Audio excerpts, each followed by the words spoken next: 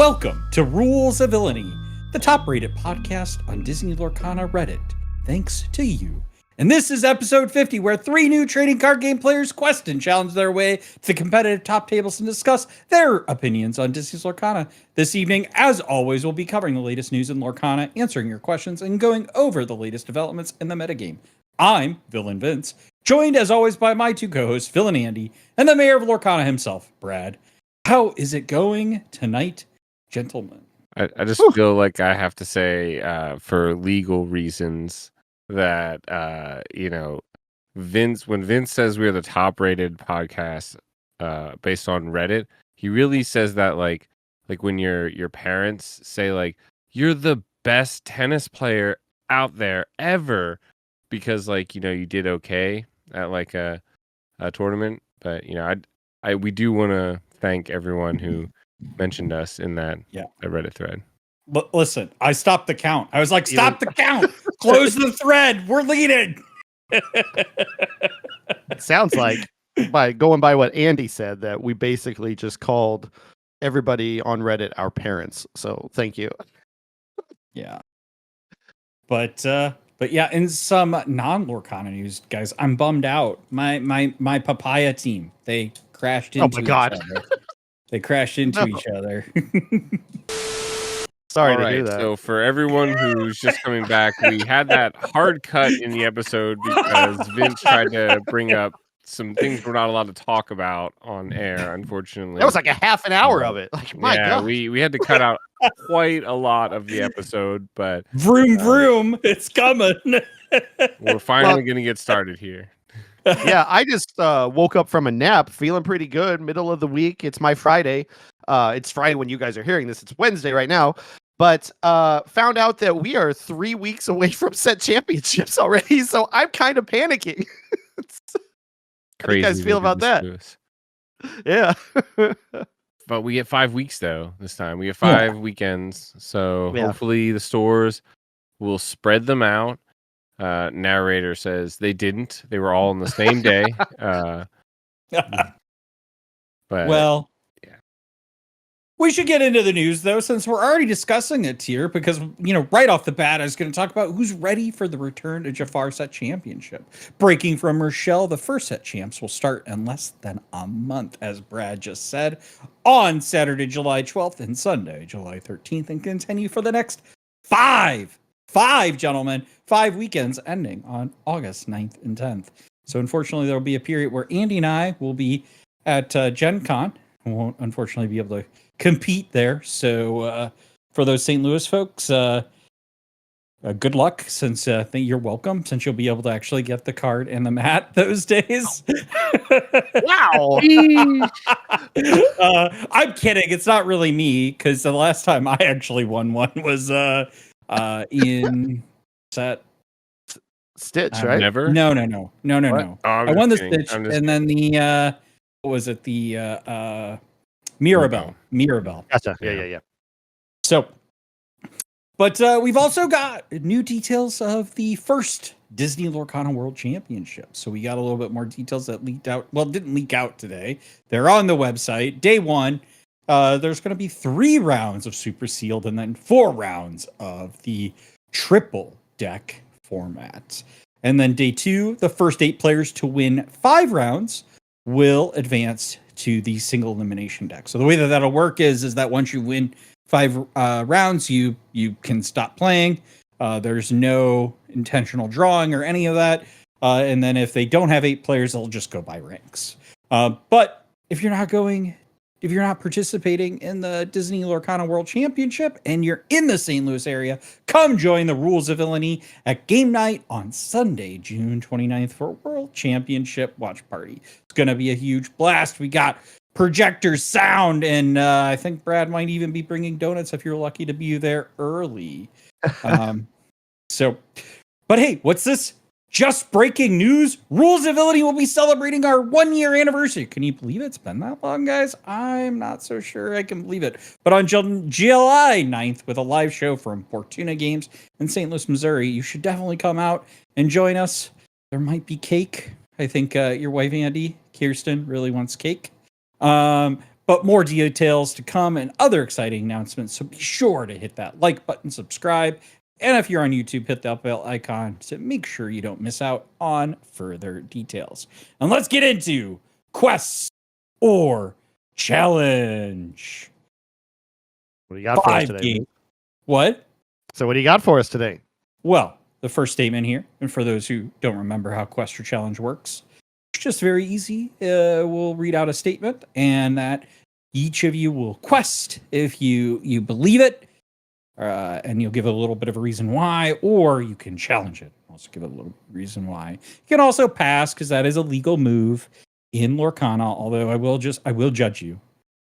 You can also, no one's done it yet, but you could also sing a song.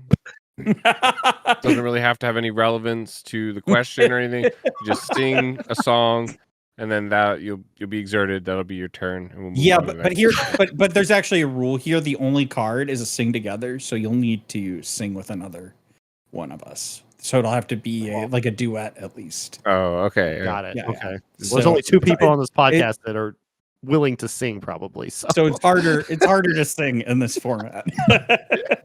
Vince asked me about rotation again, and I'm like, let it go. Just, your turn, Brad. No. The statement that was good. 5 games to advance to day 2 is a good format for Worlds. Who's going first? I'll go first. Andy. All right. Sure. I'll quest on that. I think it's a pretty cool idea. It would be probably like a really not clean cut if you just did a bunch of Swiss rounds and then went based on ranked. I guess without IDs it makes it different, but 28 players is not 32, so you're gonna have pair downs starting round 3. So you're gonna get these questionable numbers of. I mean, it's possible that by round 5 there's no 5-0 players, that everyone has lost a game because of pair downs and things. So these also are the best of the best, right? And so I mean, like, pair down is it's a term, right? We're not saying that anyone's worse than anyone else. No. Well, What I'm saying is I'm saying that even if you have a pair down, like you being undefeated to round 5, like through round 5, would be an achievement of itself. Certainly.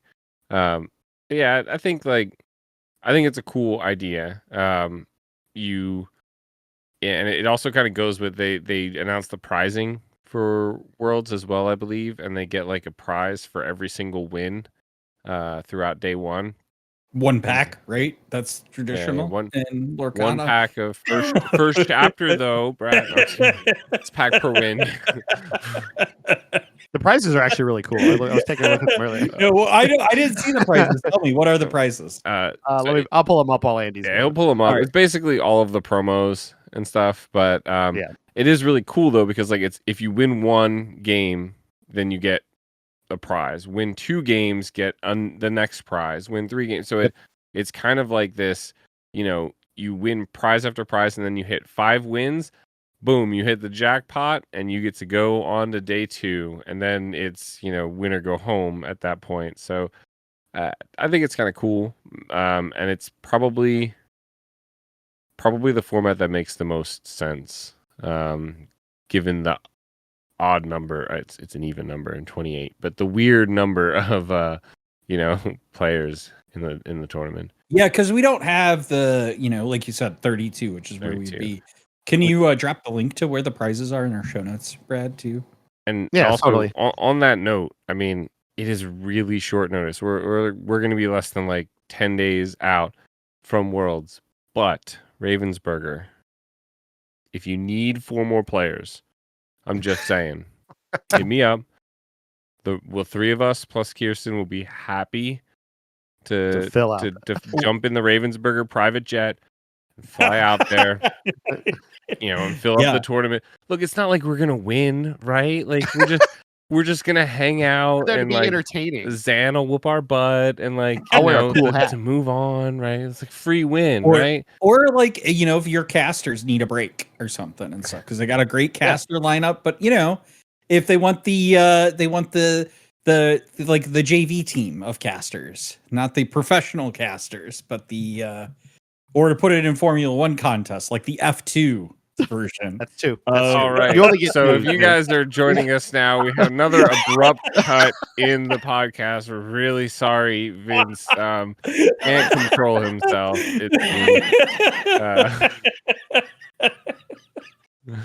Sorry, I couldn't resist that one.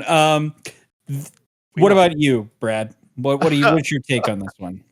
Before I answer, I wanted to go down the pricing real quick. That I told you I'd find. It is all 28 players get a challenge foil of the Whole New World, an Ultra Pro Premium deck box, a Whole New World playmat, and a Whole New World card sleeve package, which is something they did at Continentals as well. The day one prizes is 1 win is the challenge foil Cinderella Stout-Hearted, 2 wins is the challenge foil Rapunzel gifted with healing, 3 wins is the challenge foil Cusco Temperamental Emperor from Continentals. 4 wins is Baymax Armored Companion from Continentals, and 5 wins is the another Whole New World Challenge foil. That's all day one prizes, which is what we're talking about here. My answer is the same as Andy's. I think if we're playing 7 rounds, 5 wins with no incentive to play any further is a good opportunity to move forward to day 2. Did they say if there's a cap for day 2? Or there's got to be like no, it's top 8. Top 8. It's top 8. Okay, top so 8. Can multiple people, can more than 8 have 5 wins? No, I think mathematically they cannot. Because if you think about it, at round 5, 1 person at most will be 5-0.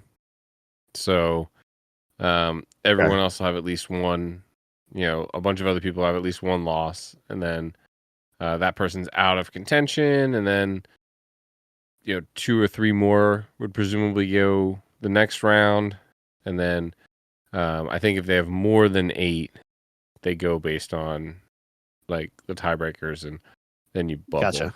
That would really suck to bubble. Oh my gosh, can you imagine? Worlds. Oh my god.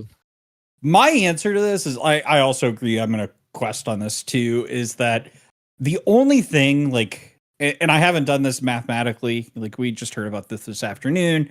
Is like the way they make it sound is like after 5 rounds, that person just stops playing. Yep. Right. Go home.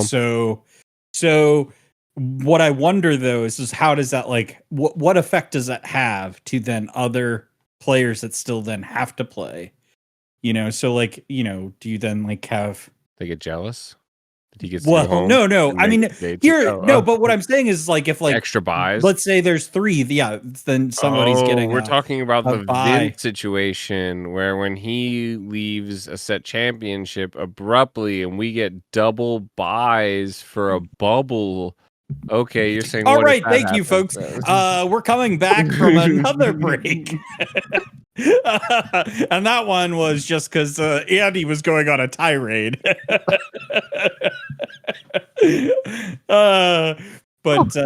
Yeah, I mean, I guess it really doesn't affect because the folks that are going to get those buys weren't going to ever make it into the top 8. So, but that just, probably, I guess, maybe kind of feels bad, although they would get an automatic prize. So, although probably a prize that maybe they already have at this point. But it'd be interesting to see.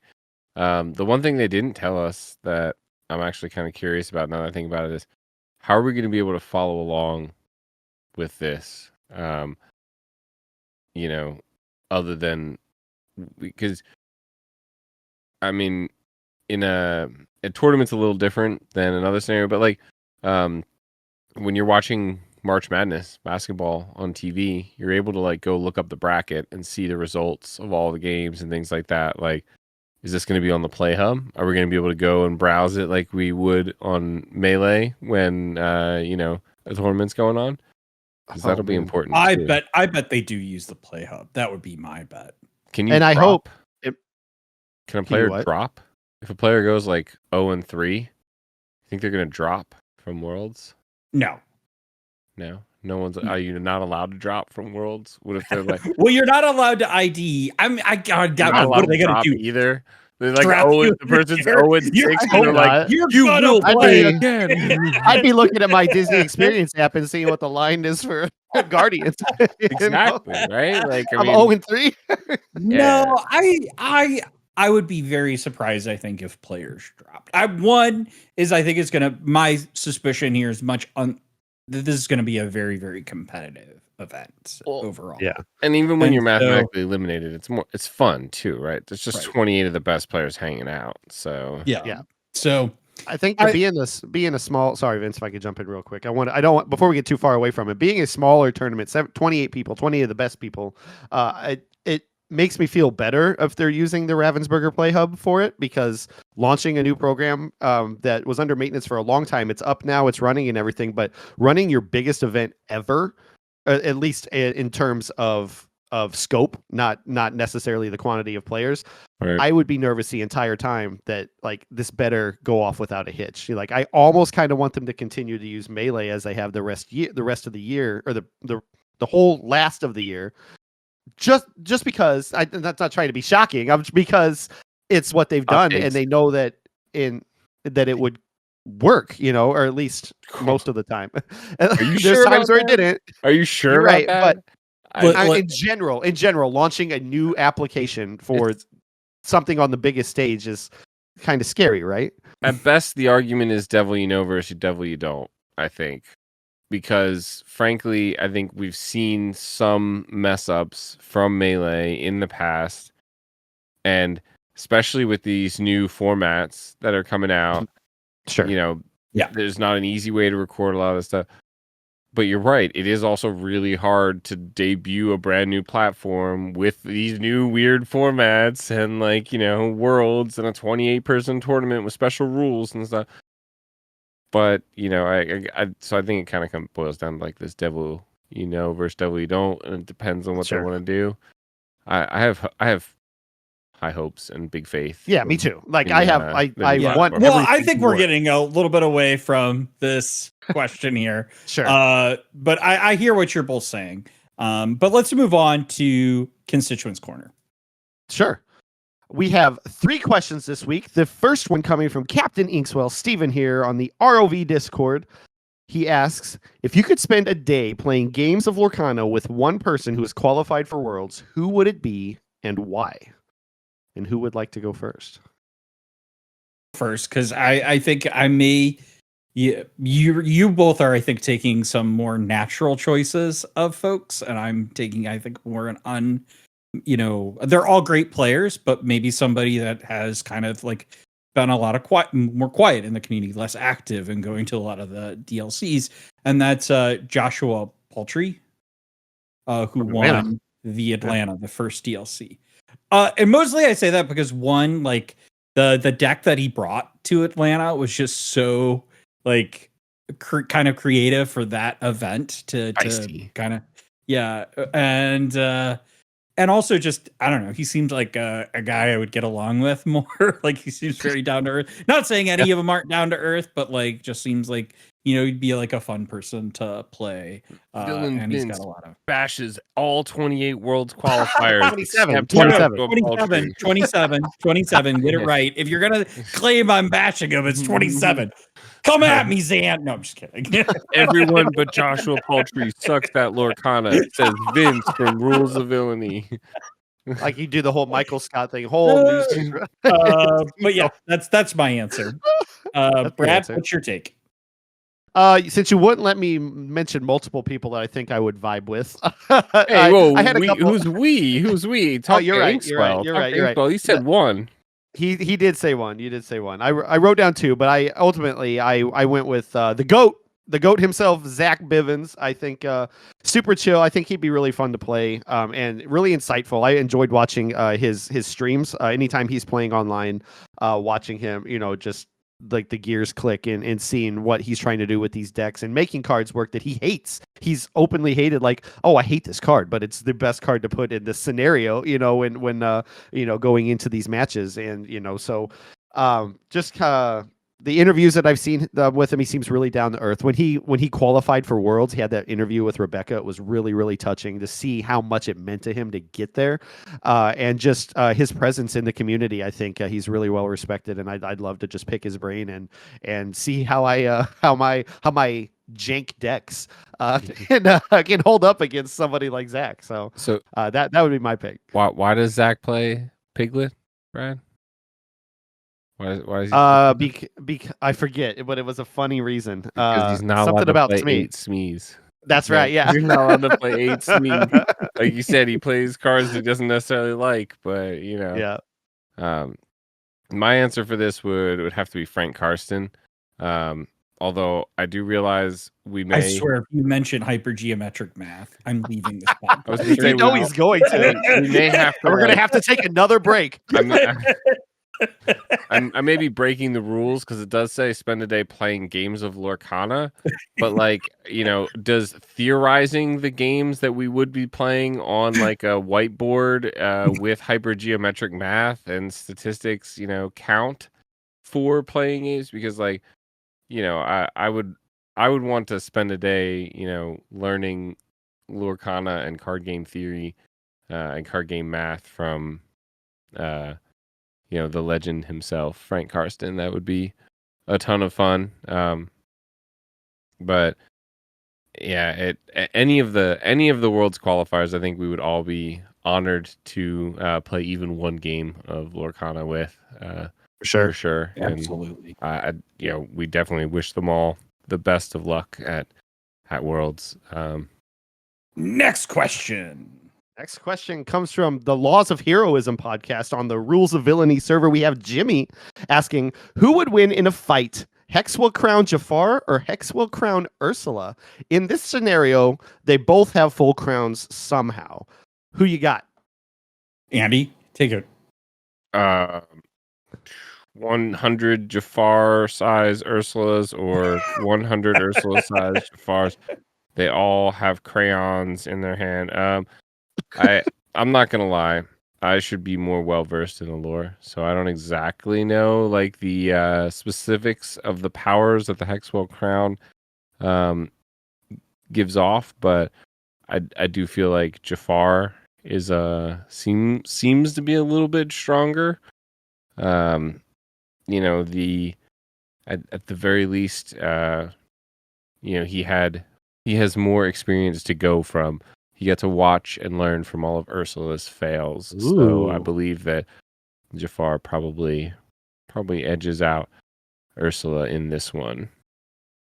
Brad? Ursula would have got away with it if it wasn't for them pesky Illumineers, right? Jafar is hiding. My answer is Ursula, without a doubt. I know we've had some people answering it. The Chip in the Discord thinks it's Jafar by a long shot. All his illusions. I think not. Ursula turned herself into a giant sea witch and took over an ocean. He took the crown and hid in a palace before a bunch of Illumineers came and stole it. He can't even protect the crown. Ursula, for sure, is my all these illusions that the Jafar can just pass out in this sandy atmosphere or whatever. Ursula just wipes them out with her typhoon and her giant leg or giant whatever the heck that card's called. Tentacle swipe is the word I'm looking for. I think you're just like an Anakin Skywalker over here. I don't like sinks. I don't like sand. Yeah, it might have been. And we're back. We're back there. Now it's Star Wars. Yeah, but no, Ursula by a long shot. Like she's just over. Yeah, she's the queen, man. First rule of villainy. Does everything. Do the Men in Black zappy thing with the light. That's what we're gonna do.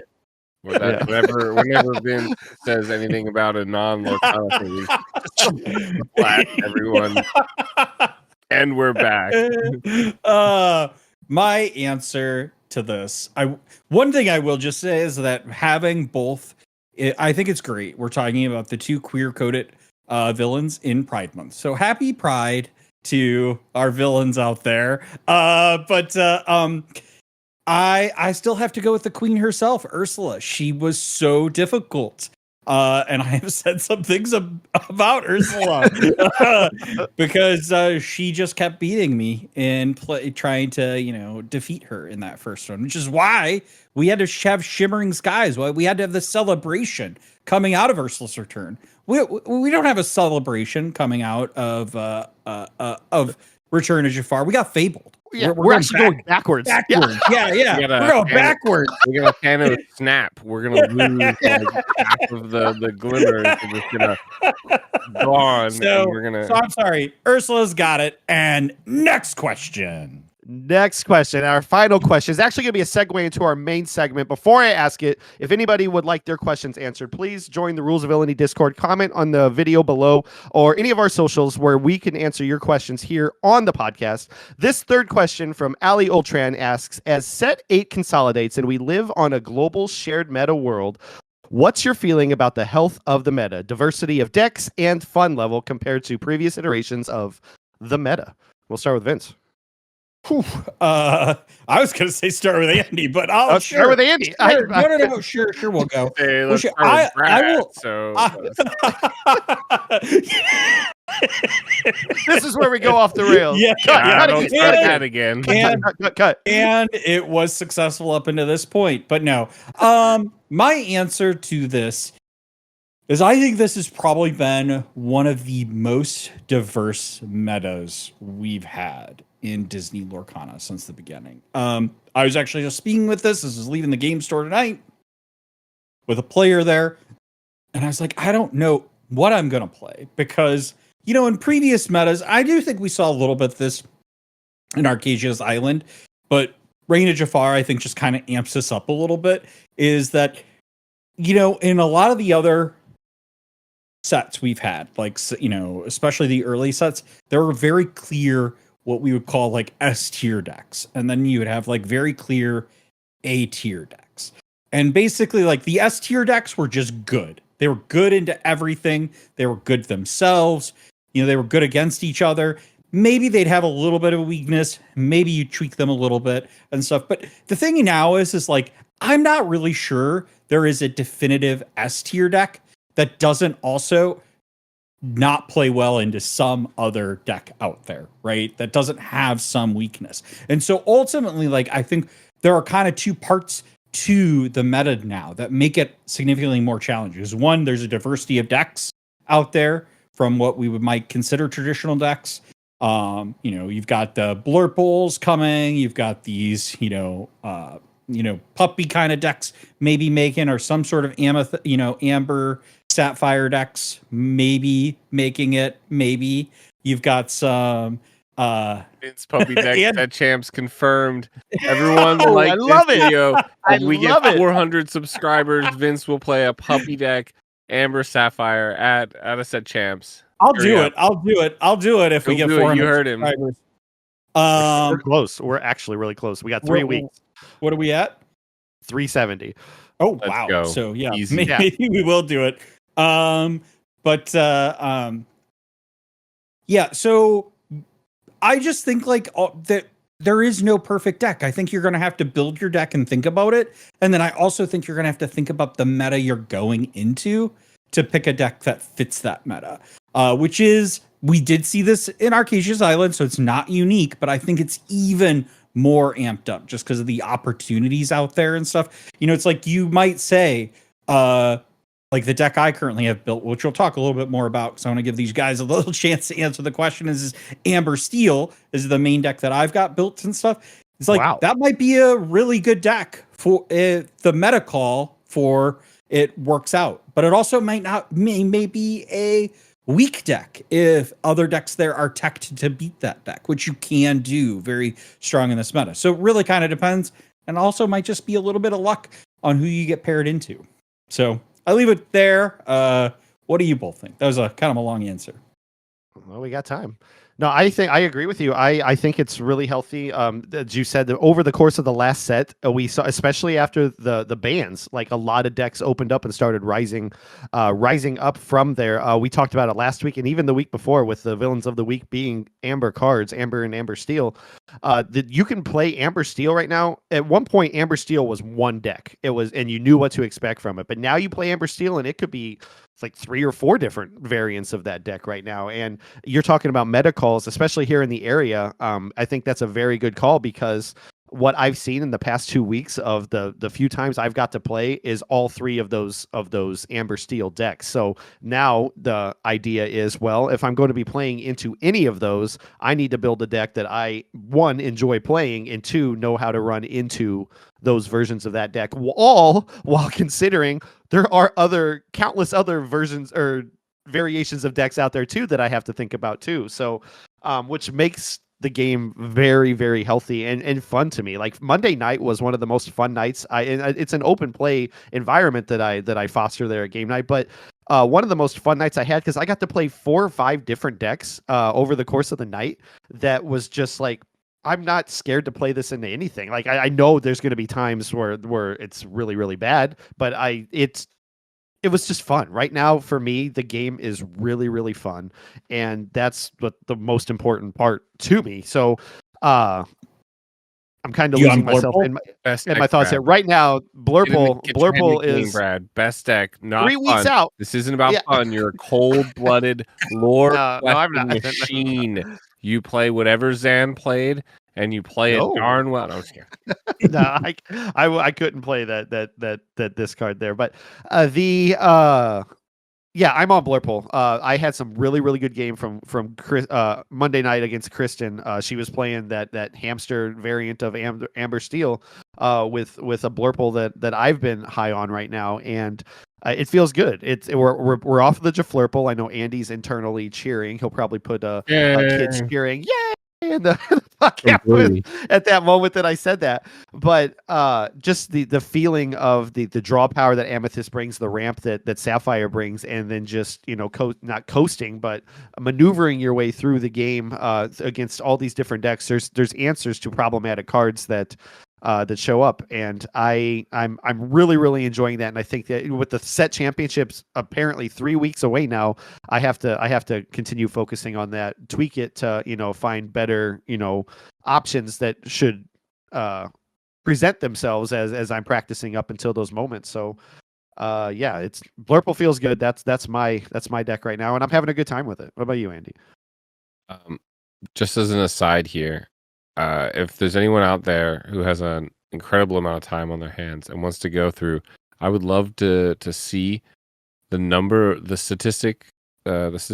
statistical like correlation between number of cards drawn and games won. So you go back and watch all the DLC casts, like the VODs and the videos of them, and count how many cards each person drew, and then record whether they won or lost.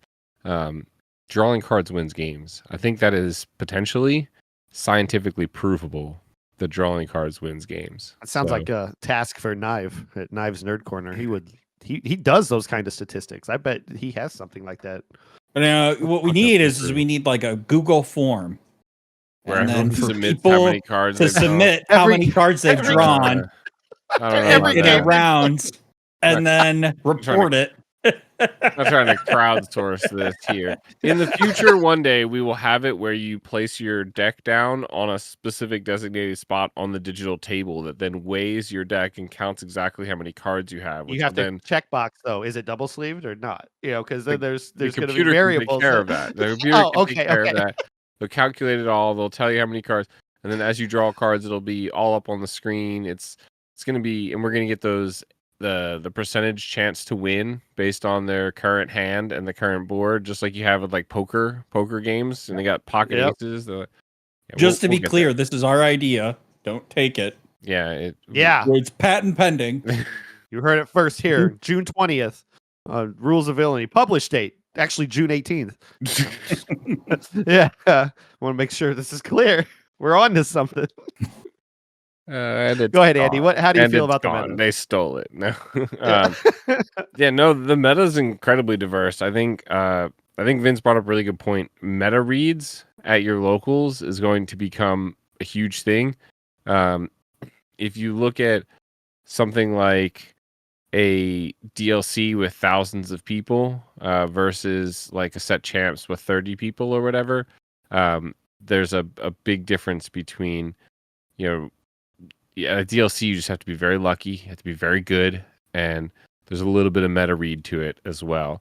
But when you get to Ed won Continentals, his deck was so much a meta read. He talked about it in his interview about how he expected these certain things from the field, and he played certain cards based on that. And the diversity in the meta, I think, makes that sort of shine through, where you need to expect certain things.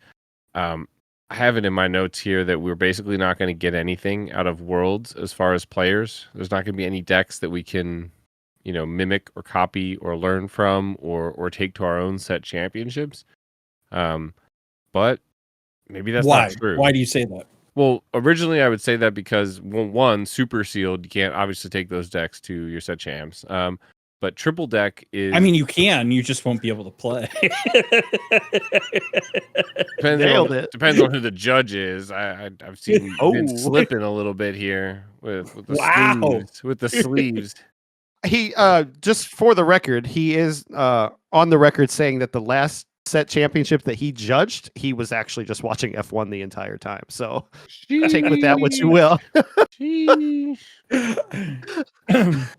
They're never going to know what Vince was watching either, because I bleeped that word out. So it's just Brad's be like, Vince was just watching beep on his phone the whole time.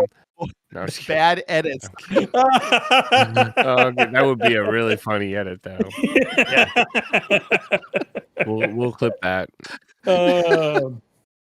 But yeah, originally, so triple deck, part of the idea of triple deck, there's a very strong theory you can go on where you basically target one color, like steel being the very common one, and you say, I'm going to bench whatever steel deck they have, and I'm going to make my other three decks really, really good into one singular deck that they'll have. Like they have to have one that I can beat easily. All three of my decks do the same basic thing, either very aggro or very mid-range. They all have a very similar win style. And so you can't really take those decks to your set champs because, you're going to find steel, right? You're going to play against steel and you can't bench your opponent's decks. So, but maybe you can, right? Like if you make a good meta read, if you know that no one plays steel in your meta, or, another one is Ruby Sapphire. If you don't expect to see a lot of that, or if you expect to see a lot of that, right? Like if there's a lot of Blurple, Ruby Sapphire, these later game decks where you don't expect to see aggro or discard or things like that, you can certainly tech your deck differently, or certainly choose an entire different deck because of that, basically. So I think the thing I would also just add those is not to panic. Like I know we're less than a month away from the first weekend. There's still 5 weekends. So you still basically have a lot of time to practice. There's still going to be new developments as more tournaments come out. We're really going into week 3 of the set, week 4 at most. Yeah, something like that. But we're running out of time. week 3 of going tournaments and stuff, because you had that kind of first right. I feel like that first weekend, even though there were events, when you go back, because we did that, we looked at those and they were basically they were just teching in one card for an existing deck. We didn't really see until that next week the first kind of real Return of Jafar constructed decks come out. And then I think we're in that 3 weeks or so. I tend to agree with you on the Worlds comment, though, that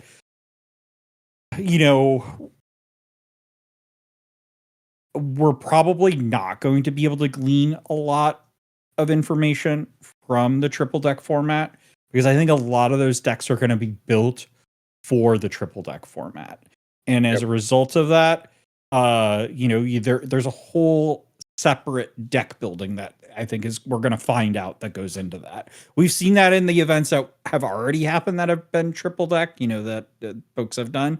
And I imagine we're going to see that again in Worlds. Now, I could we don't know. I could totally be wrong. Maybe we do see really strong meta decks, but I think the expectation that most people are thinking is that we're going to see decks that are really teched to these other triple deck formats, and they're going to really try to force their opponent to bench a deck that doesn't do well for the decks that they've built, right? And, I think there's going to be a lot of gamesmanship to be like, I want them to bench this deck because that's the deck like I don't really care about. These are the two decks I want. And so there might be some gameship about how decks are built as a result of that. So exactly how that all plays out, I don't know. But I think I would be very surprised if we were able to glean a lot from Worlds on how to do sets. Now, I'm not saying we can't glean any,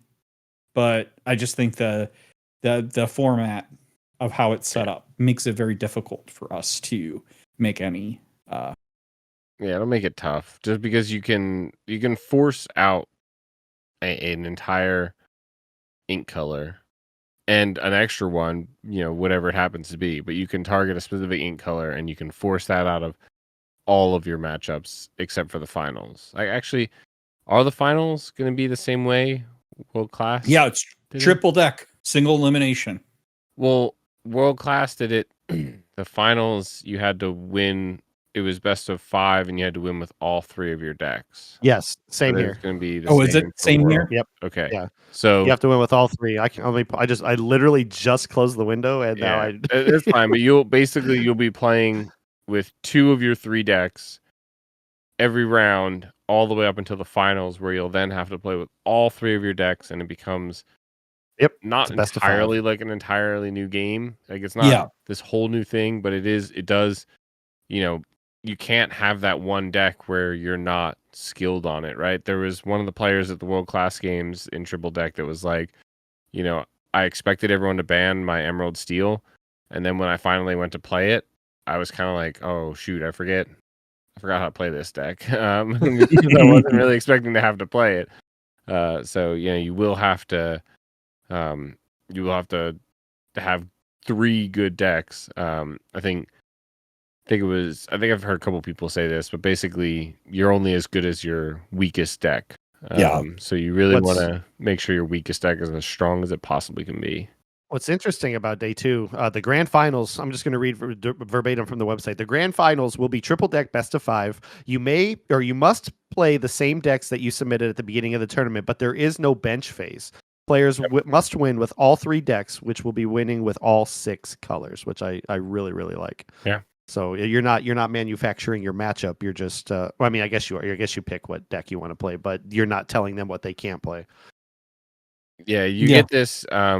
You'll get this sort of back and forth, right? You'll both pick one at random, and then if you lose, you can pick your deck that is best targeted towards that deck. But I think actually, when you win, you stop playing with that deck, so you can stay to the same deck. And so actually, now that I think about it, all 3. It almost kind of favors winning, right? If I win, Wait, what do you mean? Winning? You're saying winning is favorable, huh? Well, I'm trying to think of the deck selection. Like why? Because so in the best of 3 format, because one of them's benched, when you're playing and your opponent wins one game, the deck that they have to play next, so you can target that deck very easily. In fact, losing one game is perfectly fine in that format, especially if both of your decks are like you have 2 aggro decks and they have one mid-range and one late game deck. You're going to lose to the mid-range, and that's fine. You don't care. They win that one. But then when they play that late game deck, you're going to beat them with your aggro, and then you're going to beat them with your other aggro, and then they're going to lose. So, with that, you kind of get somewhat of an advantage because you know what your opponent's then going to play in the next round after you lose. But with the best of 5, you're still you're still having that randomness to it. I win a game, I have 2 decks left, you have 3 decks left, we're still kind of shuffling those around to decide which one is going to end up getting played. So you can kind of get this, you can either kind of get behind early or ahead early in that best of 5. I think it'll definitely be really interesting. And I'm excited to watch it on June 29th at game night from 8 a.m. till whenever. The schedule shows that the morning. ceremonies. Yeah, the award ceremony is going to be roughly around 7 p.m. Eastern. But that's dependent on the finals being also roughly around 4 o'clock Eastern as well. I don't have the times in front of me anymore, but yeah, everything is scheduled out throughout the day, and then when it gets to the finals and the award ceremony, it's going to be whenever everything's ready. And you really should come, because we have tattoos. We have that's the reason. Yeah. Honestly, we have what do you call them? This will give you a tattoo of your favorite Lorcana card art there on the spot. With a papaya. They're the those temporary tattoos. That's the word I was looking at. Temporary tattoos. Mine is nearly gone. If you happen to check out the Deck Test Tuesday last night, 3 nights ago, when you're hearing this, Kirsten and I both had some. We had to test them out for quality control purposes. Yeah, of course. Yeah, absolutely. And they definitely work great. So you and your friends and your kids and your spouses and your grandparents can all come out and get tatted up at the Rules of Villainy Disney Lorcana World Championship watch party. Amber sounding better and better. Right? It really is going to be a good time. So we know that I'm testing out Amber Steel. We know Brad is testing out Blurple. Andy, where are you at? I don't know, man. I really want to play a deck that has Happy as a Clam Tamatoa, because I have that enchanted, and it's an awesome card. But currently, I think the Ruby Sapphire lists are a bit of a gamble. Previously, I think they were hard to pilot, and then once you got better at them, they were, potentially unstoppable. And now I think they have much less potential to be completely unstoppable. And so, it has me a little nervous, because discard is quite the deck. So I've been. So if you want to play Happy as a Clam, you're thinking about Blurple? Thinking about going? No, because that only plays Jaflurple. Only Jaflurple plays the clam. No, that's absolutely not true. Oh, you play it's in regular Blurple right now too, with the popsicles and the rush. Do you just play popsicles? Just popsicles? Yeah, man. You're crazy. Yeah. You have so much draw. Why do you don't have Croquet Mallet anymore? Yeah, Croquet Mallet. No, the Croquet Mallet was specifically. I mean, it was nice, but it was also specifically to get Jafar exerted as soon as possible. So if you couldn't shift him, then you could bring him out and just run into a location or something. But no, it's just popsicles. You're going through your deck as fast as you can. Do you have Monstro in your deck? I do. The deck, the guy that I've been kind of working off of, who was like the pioneer of Jaflurple asset, Hazed on Twitter, Mikey.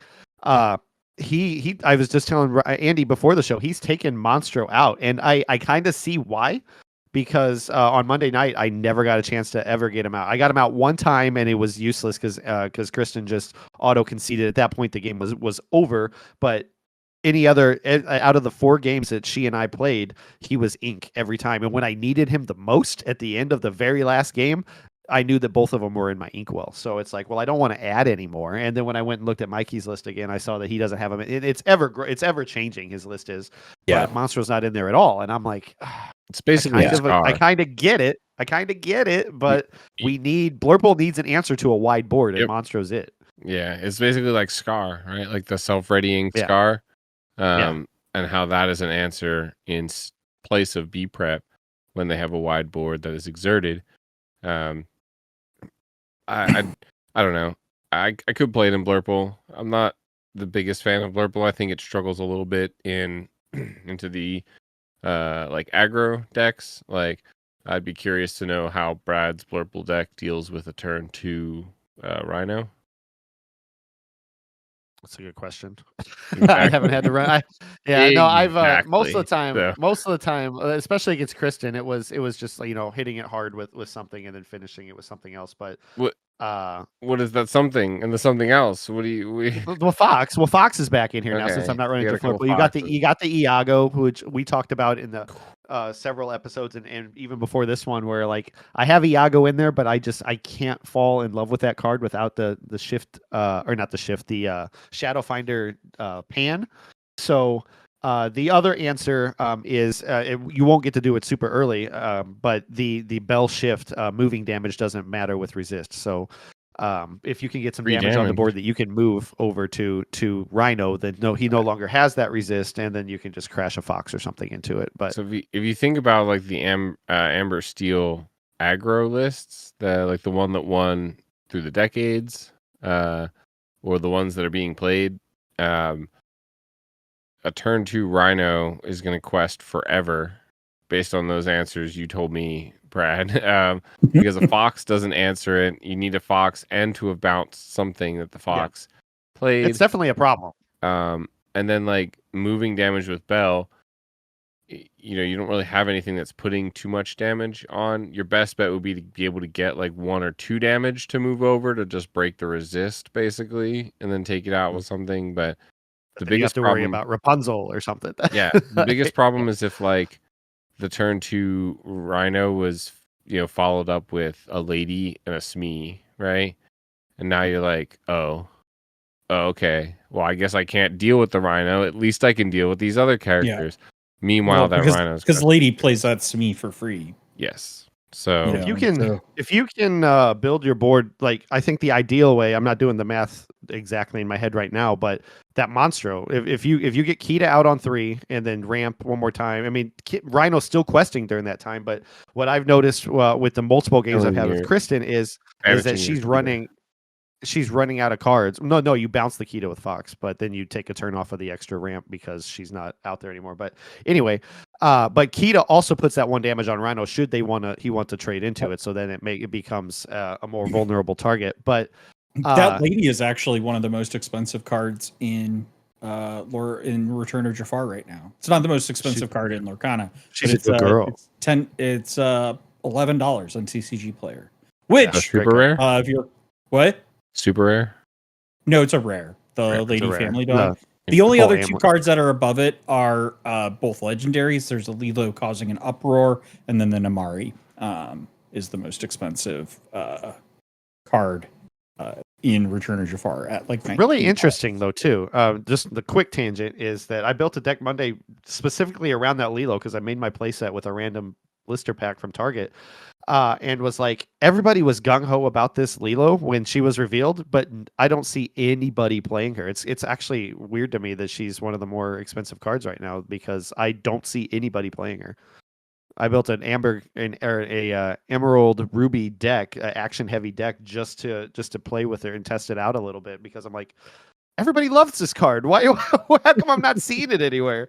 But we can talk about that another time. What I was going to say, though, so if you're looking to get cards, partner.tcgplayer.com/ROV. Right? That's right, I believe. Yeah. I think so. Correct. I think you nailed it. And It was the doesn't cost you try. anything. Yes. Doesn't cost you anything and gives a little support to your favorite Reddit-approved podcast. Yes. But yeah, no, I just thought that was really interesting. I found that out tonight because Will told me at Fortuna that was one of the more expensive cards. I was a little surprised that Lady was such a, one of the more expensive cards. A free 2 cost or less in an aggro deck. Whew. Yeah, but a rare she's though, you really think it'd be a little more popular or like a little more easy to find. I'll have to see how many I have. Maybe I can, fund myself a nice new enchanted or something. Yeah. But yeah, Ruby Sapphire items I like a lot. I think it's the most fun to play. It could be really powerful, but it's a little bit of a dice roll, a little bit of a hit or miss kind of situation. And then I'm also probably just not good at it. But Ruby. No, I mean I think it is very coin flippy. Yeah, I think Ruby Amethyst is possibly one of the best, if not the best, deck. I think it's back exactly where Ruby Amethyst always has and probably always will be, in this spot where it just has like a really consistent matchup spread. It does consistently average decent, if not good, into most, if not all matchups. It has a lot of tech options to sort of build into for your local meta, depending on what you think you're going to see. And I love drawing cards, and you quest as you do it, and you remove the characters that get in your way, and you eventually win the game. I think Yeah. one of the things though that has made Ruby Amethyst come back, although I'm still not on the necessarily on the train that it's the best deck. I wish it was, because love Ruby Amethyst. Is I do think having more options to replace that Flynn Rider frenemy out of the deck has made this deck significantly more consistent over time. Yep. Because for a while there was very reliant on that card to win games, to put the lore game. But then, when we now have cards that make it easier to sing things like Pirate's Life, to be able to slow down the game for aggro fast decks, it gives the opportunity to, get to your board clear, to be able to really put this out. The only thing is like, how have you played this against? Again, though, I think that's a coin flip. But like, I feel like this deck might actually be pretty weak against a Ruby Sapphire deck. Ruby Amethyst into Ruby Sapphire? Mm-hmm. Yeah, its hardest problem these days is going to the later game. Your primary win condition is the Maui Half Shark, which actually Ruby Sapphire tends to struggle a little worse than Blurple. Blurple does a great job at being able to, at that single target removal with basically Hades, just playing Hades a bunch of times and then picking up your Hades with a Fox and then playing Hades again and again. So that's like the biggest, I think, problem in those later games. And you definitely aren't closing out the game as fast as you were back when Ruby Amethyst used to always beat Ruby Sapphire with Flynn, Flynn Sisu Castle. Those were the days, right? Ruby Sapphire just couldn't do anything about that at all. That's definitely gone. Mainly because you need to sacrifice some of that like super go fast. Obviously Ruby Amethyst can still do that, but I think Ruby Amethyst has some of the best early game. It's able to deal with a Rhino with that new Ursula that Kendall was playing at CCS. I mean, it's not a new one, but I say it's not new Ursula, right? But it's more consistent to deal with the Rhino in that it's like a 1/3 with Challenger +2. So you use that plus a crab. And then, it has the cards that can survive, like Diablo Cusco to survive steal and get you a card back. You can, trudge through discard with, again, Cusco, Diablo, Friends, Finders Keepers, I think is huge. I really want to add more and more Finders Keepers to my deck. That card's interesting to me. I talk about it on the local meta report where like I like having it and I like using it, but Nick, who was running a Blurple this past week, was running 4 of them, and I'm like, I never need 4 of them. Like I when I get it, I'm happy that I have it. It draws 3 cards. You can take a turn off most of the time to draw 3 cards with it, but having 4 of taking up all those slots in the deck is you can feel it. It's so rough. What's it? Because you have to take the turn off. That's why Because it's so rough. expensive. Yep. Yeah. It's a 5-cost inkable card. That's an expensive. It's not like Friends where having 4 friends in your hand is basically not a problem at all. Having 4 Finders Keepers in your hand, you're gonna play a Finders Keepers, and then ideally you're going to play the 3 cards you got off the Finders Keepers in the next couple turns. I mean, you don't need. The other 3 are Keepers basically in your hand because you can ink it, but still not an ideal. No, it's not a problem to have, right? Like, or can't hurt, but I think 2's a good spot to have, but at the same time, sometimes you need to find it, and 2 of them doesn't give you as many opportunities as 4 does, right? But so I do just want to say though, I was a little late at my prediction, but resist has actually become a problem in Reign of Jafar. I mean, Rhino. Just one Rhino card, resist, Although stacking unless Cogsworth comes back, stacking Penny resist on top of the Rhino. Oh, it's so dirty. Disgusting. I watched you do that. Yeah. It's disgusting. It's kind of and he heals them too. If for whatever reason there's damage left on him. Oy. Yep. All right. Any other thoughts? Not really. I mean, it's a crazy diverse meta. Yeah. We had the discussion before this that we almost had a hard time figuring out exactly what decks to discuss and what matchups sort of to talk about, because it's not just like, okay, how do we beat Emerald Steel, guys? Let's talk about that for the next 6 weeks. Yeah. It's so More diverse. problems just So, than one color combination. Yeah. so Well, let us know in the comments. Are there any decks matchups you want to see? Are there, what is the meta like for you? What are you most afraid of in the meta? Or maybe you're fearless. Maybe you have a list and an ink color combination, and you fear no other inks. Let us know in the comments where you're at. and we'll start reviewing some of those in decks over the next few weeks as we run up to the lead up to the first Reign of Jafar set championships on Saturday, July 20th. Let's move on to Villain of the Week. All right. Apologies to Gantu. Our villain of the week this week is from Ursula's Return, set 4. It is Yen Sid, Powerful Sorcerer. He's a 2-cost inkable Amethyst Legendary with 1 strength, 3 willpower, quest for 1, Storyborn Hero Sorcerer. Sorry, I was distracted by Andy imitating the card here for the audio listener. He has 2 abilities on him. His first one is Timely Intervention. When you play this character, if you have a character named Magic Broom in play, you may draw a card. His second ability is Arcane Study. While you have 2 or more Broom characters in play, this character gets +2 lore. The art on the base card and the promo card that was in the Ursula's Return Deep Trouble is by Matthew Robert Davies, and he does have an enchanted by Alan Batson, which I'm holding up for y'all to see because it is a very, very pretty card. If you didn't expect to be talking.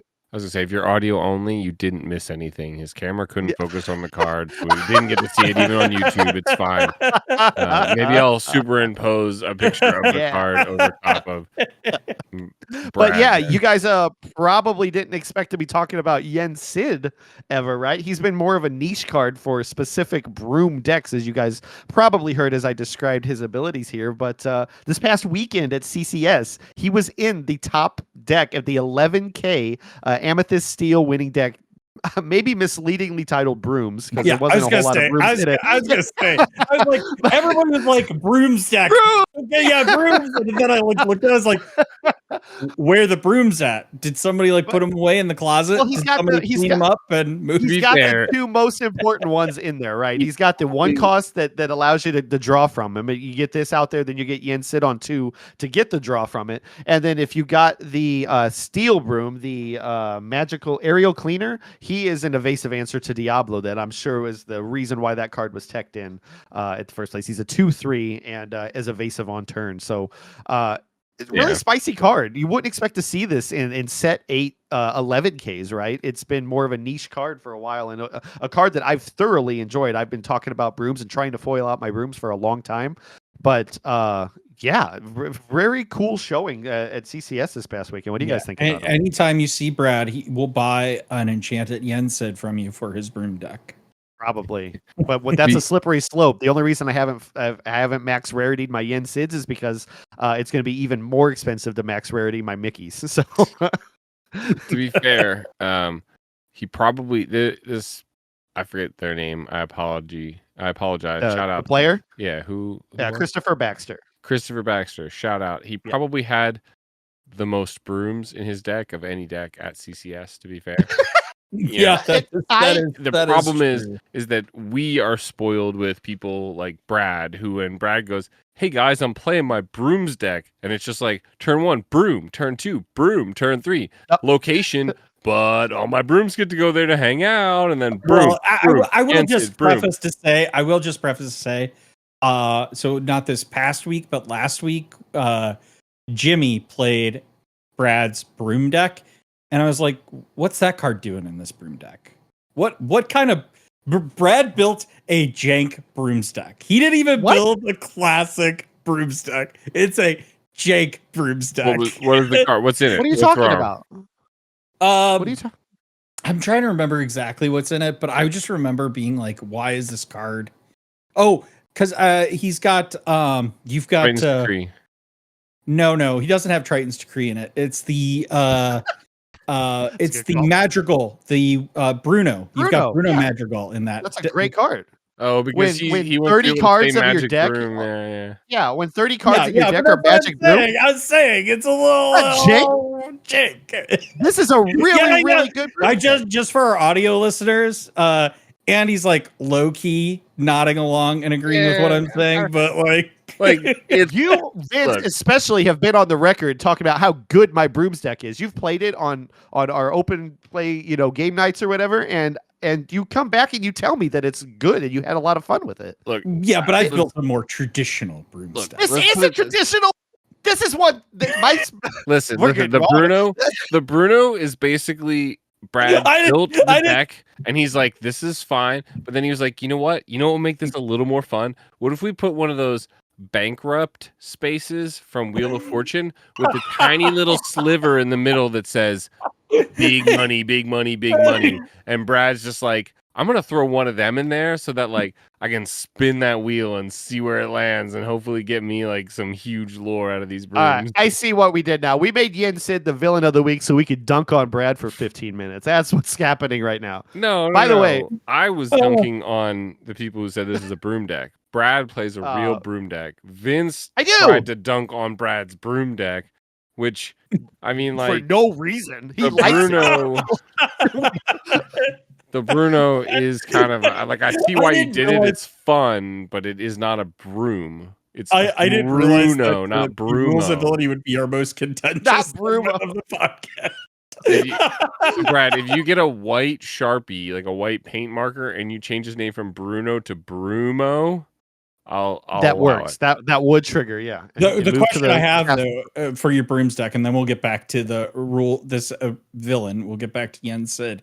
Is did you get the Mickey Sorcerer deck box and sleeves to sleeve up your broom deck yet? I don't have the sleeves yet. I do have the deck box. I don't think John had the sleeves when I bought the deck box at launch, but That's the deck box but right it's there. also one of the thing is because I don't know if if I buy those sleeves, I'm going to have to double sleeve it with the Yeah. big plastic, outer sleeves as well, and I don't know if the whole deck will fit in the Mickey will. box after that. If you have the, Will it? if it'll be triple sleeve, then it won't. Only if you I'm not double doing triple sleeve. sleeve. But if I'm it's not. double, Always do but the it's inner double sleeves. sleeve. It's double Sociopath. sleeve. I will say those outer sleeves get like you have to play Grimy. with them a while because they get a little sharp. They're a little like ow, Yeah. because you're like Yeah. sharp on the deck. All right, back to Yen Sid. I do really like this card a lot. I mean, especially in the context even of the deck that was played at CCS or a broom deck is it's actually like you get the ability to draw, so it replaces itself. We always Maybe. find that being It, a good you card. have to hit that one drop broom for sure. Yeah, but Like, I if- think it's Maybe. it generally replaces itself, I would say. But yeah, Andy's right. It is a maybe, Maybe. but I do think it Fair. generally But it replaces when it itself. does, huge. When it doesn't, it's not the worst still. Yeah. yeah, there But- are 8 brooms in this deck, and only 4 of them can be played before him on curve. So it's one of those things where, and he's a 1/3, so it's okay to Yeah. play him on 2, but all his effects are completely reliant on brooms being on the board. So it's But I it's think interesting. actually harder, but also really good for this character is getting multiple brooms. So then you can then quest him. Then he becomes a 1/3 quests for 3, which is actually like pretty strong. But then he does become a target and is probably going to be removed almost instantly after you do quests with him, I would say. Yeah, I'm interested to see. I haven't watched the streams, but I would like to see this deck in action to see how often he actually got to trigger any of Jensen's abilities. On because- stream, a ton. Off Really? stream, and another, like, he basically said the first time he really got the value out of the Yensid was on stream, and he had like 2 of the games that we saw him on stream, he had double Yensids with like 3 brooms on board, and he got huge lore gain out of them. And then, but he basically said this was like his piglet, right? So he uses it like a piglet, where he can gain 3 lore by having these other brooms in play. Similar condition. he's playing a much more aggro deck, so he's looking to try and gain lore and put down constant characters that are threatening lore each turn. And playing this is just, basically saying, remove this, or people just think he doesn't have the brooms, and then he slaps down the brooms and he gets some extra lore. It is a little harder though than the Piglet, but I could see it fitting that niche spot, because I mean, with Piglet you're looking at 2 other characters versus 2 very specific characters. Yep. Right. But still, I think doable given the context of what you're saying. I will just say, and we should honestly make shirts or get bumper stickers or stickers. The key here that you say is that it is better to be lucky than good. Because that's how you get this off, is you get lucky in the right context. And that's just the name of the game. Absolutely. Should we talk about the artists? Yeah, as I say, do we got an artist showcase? We do. We have 2 artists here, as I said when I went through the card. The original artist for both the promo and the standard card is Matthew Robert Davies. He has 25 cards in the game, 1 enchanted, and it is the enchanted, the Elsa from set 1. We talked about him before. He's a former villain of the week artist here. The Queen, commanding presence. So recently we did the Queen. He's got a lot of cards. Yeah, a lot of cards. But I don't think we've done the other artist. Alan Batson. Alan Batson. Let me look that one up real quick. He has 9 cards. 3 enchanteds with the Grand Motala, Spirit of the Ocean, Cusco, Impulsive Llama from this set, and then of course the Yen Sid that we're talking about currently. But let's see what else Alan Batson has. He's got the Hades. That's the what you just said. But playmat, double dealer playmat now. Double dealer playmat, which is he did the morph, the tramp, Sir Hiss, hey. Hiro Hamada, the coconut head. Hey. Nice. Yeah, the coconut head. Yeah, very cool.